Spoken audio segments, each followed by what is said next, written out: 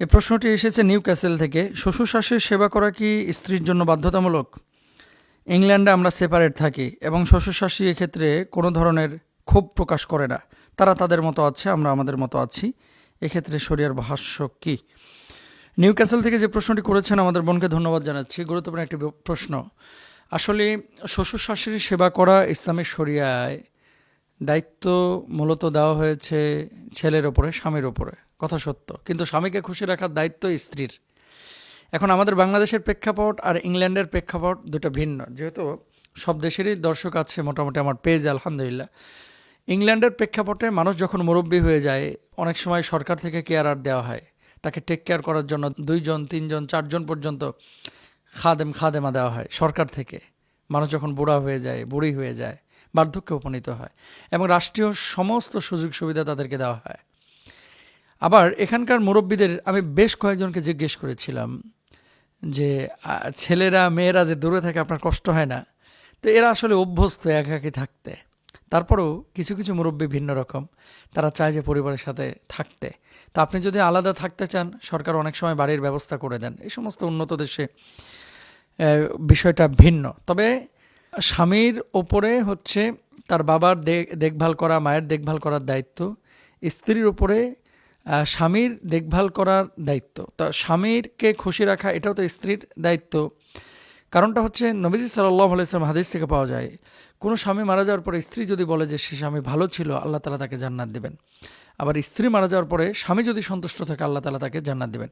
প্রত্যেকটা স্বামী চায় যে তার বাবা মার সাথে তার স্ত্রী ভালো আচরণ করুন এবং খেদমতের আচরণ করুন। তো এদেশের প্রেক্ষাপটে কোনো বাবা মা যদি সেটা না চায় যে আমার ছেলে আমার কাছে থাকুক বা না আসুক, এটা আসলে জরুরি না, তার ইচ্ছা হলে আসবে, না হলে নাই। এখন বাপ মা যদি কোনো দাবি দেওয়া না করে, তাহলে ছেলের কোনো গুনাহ হবে না, আর স্ত্রীর তো গুনাহ হবেই না। এখন স্ত্রী যদি ইহসান করে মুরব্বী হিসেবে, অবশ্যই এক্ষেত্রে আবার সওয়াব হবে। বাংলাদেশের প্রেক্ষাপট আসেন। বাংলাদেশে যেহেতু কেয়ারার নাই, সরকার থেকে কোনো সুযোগ সুবিধা এভাবে দেওয়া হয় না। ছেলের উচিত স্ত্রীকে বুঝিয়ে তার বাবা মার খেদমত করানো। প্রত্যেকটা স্ত্রী তো আমাদের দেশে চায় যে তার নিজের বাপ মা, তার ভাইয়ের বউ তার খেদমত করুক, তাই না? প্রত্যেকটা স্ত্রী চায়। তাহলে আপনি কেন আপনার শ্বশুর শাশুড়ির খেদমত করবেন না? যেহেতু ওই বার্ধক্যে উপনীত হওয়ার পরে আপনি নিজেও তো আরেকজনের উপরে ডিপেন্ডেবল হয়ে যাবেন। যদি আল্লাহ তাআলা আপনাকে হায়াত দেয়, তাহলে আপনি তাকে কেন খেদমত করবেন না? প্রত্যেকেরই উচিত শ্বশুর শাশুড়ির খেদমত করা, এবং হাজব্যান্ডেরও উচিত তার শ্বশুর শাশুড়ি মানে ওই মেয়ের বাপ মার টেক কেয়ার করা, দেখাশোনা করা, দেখভাল করা। একটা হচ্ছে যে শরিয়া তার উপরে ম্যান্ডেটরি করে দিয়েছে, অত্যাবশ্যকীয় করে দিয়েছে।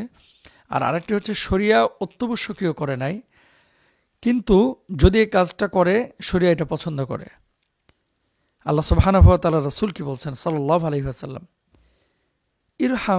ইরহামু মান ফিল আরদ, জমিনের উপরে যারা আছে তাদের প্রতি দয়া করো। ইয়ারহামুকুম মান ফিস সামা, তাহলে আসমানে যিনি আছেন তোমাদের প্রতি দয়া করবেন। তো এখন জমিনে তো শ্বশুর শাশুড়িও আছে, তাদের প্রতি দয়া করা, মানুষ হিসাবে তার কল্যাণে চেষ্টা করা, তাকে সাহায্য করা, এটা তো আমাদের উচিত না? আপনি নিজের বিবেককে জিজ্ঞেস করেন যে আপনি বার্ধক্যে উপনীত হওয়ার পরে আপনার ছেলে মেয়ে যদি এইভাবে আপনাকে ফেলে দিয়ে চলে যায় একাকী, তো আমাদের উপমহাদেশ তো আর ইংল্যান্ড না, আমেরিকা না, যে সরকার থেকে সমস্ত সুযোগ সুবিধা, তার চিকিৎসা, তার সেবক সেবিকা সব দেওয়া হয়। তাহলে এই মুরব্বীরা যাবে কোথায়? এরা কি গোয়াল ঘরে থাকবে? তা আপনি যদি মনে করেন যে আপনার একজন খেদমতকারী প্রয়োজন আছে, আপনার ছেলে আপনার মেয়ে আপনাকে ছেড়ে না চলে যাক, মেয়ের কথা ভিন্ন, মেয়ে তো বিয়ে হয়ে যাবে, ছেলে আপনাকে ফেলে না চলে যাক, বৃদ্ধাশ্রমে না পাঠাক, তাহলে আপনি কেন আরেকজনকে খেদমত করবেন না বলুন? এটা নিজের বিবেকেরও তো একটা বিষয়। আসুন আমরা শ্বশুর শাশুড়ির খেদমত করি। আল্লাহ তাআলা আমাদেরকে তৌফিক দান করুন। আমিন।